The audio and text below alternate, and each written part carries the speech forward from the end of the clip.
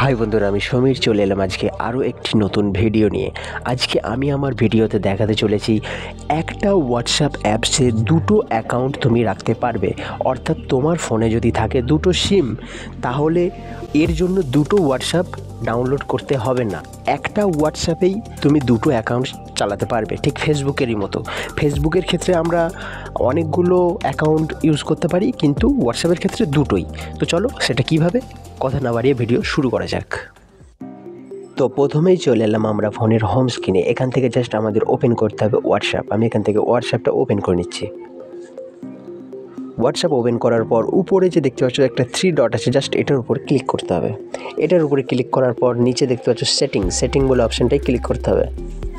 সেটিংয়ে গিয়ে এখানে দেখতে পাচ্ছ উপরের দিকে একটা কিওয়ার্ড স্ক্যান আছে, তার পাশে আছে একটা ছোট্ট মতো তীর চিহ্ন, জাস্ট এটার উপর ক্লিক করতে হবে। এটাই ক্লিক করার পর দেখতে পাচ্ছ নিচের দিকে শো করছে অ্যাড অ্যাকাউন্ট, জাস্ট এটার উপর ক্লিক করতে হবে। এটার উপরে ক্লিক করার পর যেভাবে তোমরা হোয়াটসঅ্যাপ ডাউনলোড করলে নতুনভাবে অ্যাকাউন্ট করতে হয়, ঠিক সেইভাবেই এবারে তোমাকে আরেকটা অ্যাকাউন্ট ক্রিয়েট করতে হবে। তার জন্য জাস্ট এই নিচের এই অপশানটা ক্লিক করতে হবে, যেখানে লেখা রয়েছে অ্যাগ্রি অ্যান্ড কন্টিনিউ, জাস্ট এটার উপর ক্লিক করব। এটার উপর ক্লিক করার পর এবারে নাম্বার দিয়ে ওটিপি দিয়ে যেভাবে আমরা করি সেভাবে করলেই এখানে আরেকটা অ্যাকাউন্ট অ্যাড হয়ে যাবে। আর তোমার ফোনে যদি এই অপশানগুলো না আসে, তাহলে তুমি তোমার হোয়াটসঅ্যাপটাকে একবার আপডেট দিয়ে নাও। তো এই ছিল আজকে ছোট্ট একটা ভিডিও যদি ভালো লেগে থাকে অবশ্যই লাইক, কমেন্ট, শেয়ার আর আমার চ্যানেলটিকে সাবস্ক্রাইব করতে ভুলো না। ততক্ষণের জন্য tata, bye bye, take care.